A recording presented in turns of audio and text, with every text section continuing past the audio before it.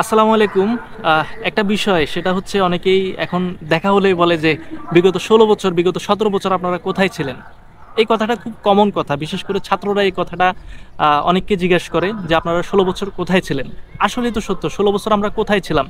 বিশেষ করে আমরা যারা রাস্তাঘাটে সাংবাদিকতার সাথে জড়িত বা কোনো না কোনোভাবে কন্টেন্ট ক্রিয়েটের সাথে জড়িত, আমরা ১৬ বছর কোথায় ছিলাম। যদি ১৬ বছরের হিসাব ধরি, আসলে ১৬ বছর আমরা রাজপথে ছিলাম।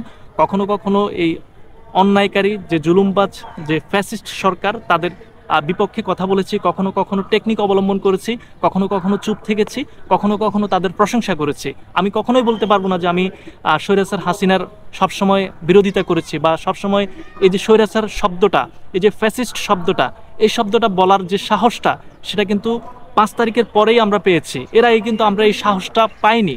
একবার সলিড কথা যেটা, সেটা হচ্ছে পাইনি। এই সাহসটা ছাত্রদের যে ৫ আগস্ট যে আন্দোলনের পরিসমাপ্তি তার পরের দিন থেকে অথবা সেই দিন থেকে আমরা পেয়েছি। এজন্য ছাত্রদের আমাদের স্যালুট। কিন্তু কথা হচ্ছে, এই আন্দোলনটা কি শুধুমাত্র ছাত্রদের আন্দোলন? আপনার কি মনে হয় এই আন্দোলনটা শুধুমাত্র ছাত্রদের আন্দোলন না? এটাতে ছাত্ররা সম্মুখভাগে ছিল, অর্থাৎ তারা সামনের সারিতে ছিল, তারা পেছনেও ছিল।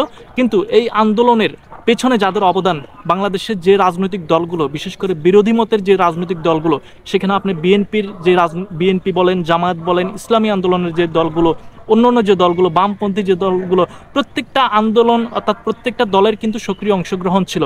আমরা তো দেখেছি যে বিগত দিনে বিএনপির যারা ছাত্রদল করেছে, যুবদল করেছে, যারা বিএনপি করেছে, তারা কিভাবে ঘুমের শিকার হয়েছে, তারা কিভাবে ফ্যাসিস্ট হাসিনার যে আক্রমণের শিকার হয়েছে।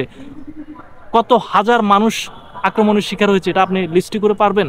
আপনি জামাতে ইসলামের কথা ধরেন, যে জামাতে ইসলাম শিবির মানেই হচ্ছে একটা আক্রমণ, শিবির মানেই হচ্ছে তাকে উঠিয়ে নিয়ে যাও, শিবির মানেই হচ্ছে যেখানে কোনো আইন নেই, শিবির মানেই হচ্ছে তাকে মেরে ফেললেও কোনো বিচার নেই। এমন একটা বাংলাদেশে আমরা ছিলাম, যে বাংলাদেশে ছাত্রদল, যুবদল, শিবির, জামায়াত ইসলাম সবার অবদান ছিল। কিন্তু একটা মানুষের অবদানের কথা এখন পর্যন্ত অনেকেই বলে, অনেকেই বলে না। সেটা হচ্ছে বেগম খালেদা জিয়া। খালেদা জিয়ার যে স্যাক্রিফাইস, এটাকে আপনি কিভাবে নেন? দেখেন, খালেদা জিয়া কিন্তু ইচ্ছা করলেই কিন্তু পালিয়ে যেতে পারতো। আপনারা অনেকেই বলেন যে তারেক রহমান বাইরে কেন চলে গিয়েছে, বা তারেক রহমান বাইরে থেকে কেন দিক নির্দেশনা দিচ্ছেন। তারেক রহমান দেশে থাকতে চেয়েছিলেন। তারেক রহমানকে আহ, রিমান্ডে নিয়ে তার হাড্ডি ভেঙে দিয়েছে, তার মানে কোমর ভেঙে দিয়েছে একেবারে, যেটাকে আমরা বলি যে একেবারে মাজা ভেঙে দিয়েছে তারেক রহমানকে। তারপর তিনি চিকিৎসার জন্য লন্ডনে গিয়েছেন। এর পরপর কিন্তু খালেদা জিয়াও কিন্তু ইচ্ছা করলে কিন্তু বাইরে যেতে পারতেন। তার বিরুদ্ধে এমন কোনো আহামরি অভিযোগ ছিল না। যেই অভিযোগটি ছিল সেটা একেবারে সামান্য অভিযোগ, যেটাকে রং চং মিশিয়ে একেবারে বিশাল একটা আকৃতিতে দাঁড় করাতে চেয়েছেন এই সরকার, অর্থাৎ বিগত যে সরকারটি ছিল। কিন্তু এটাও কিন্তু এত আহামরি কিছু ছিল না, যেটার কারণে তিনি বাইরে যেতে তিনি কিন্তু বিগত যে কয়েকদিন আমরা দেখেছি যে সরকার পতনের বিগত ১ বছর যদি আমরা দেখি যে খালেদা জিয়া কিন্তু তার বাসায় অবস্থান করছেন, একেবারে গৃহবন্দী অবস্থায়, তখন তিনি ইচ্ছা করলেই আবেদন করলেই কিন্তু তিনি বাইরে যেতে পারতেন। কিন্তু তিনি যেটি বুঝেছেন যে খালেদা জিয়া বাহিরে থাকা এক জিনিস, খালেদা জিয়া দেশে থাকা এক জিনিস, খালেদা জিয়া কারাগারে থাকা এক জিনিস। খালেদা জিয়া কিন্তু স্বৈরাচারের কারাগারেই ছিলেন, এবং কি সবচেয়ে বেশি শক্তিশালী যে ভূমিকাটা, সেটা কিন্তু তিনি তার জায়গা থেকে করেছেন, এবং কি তিনি তার জায়গা থেকে প্রতিবাদ করেছেন।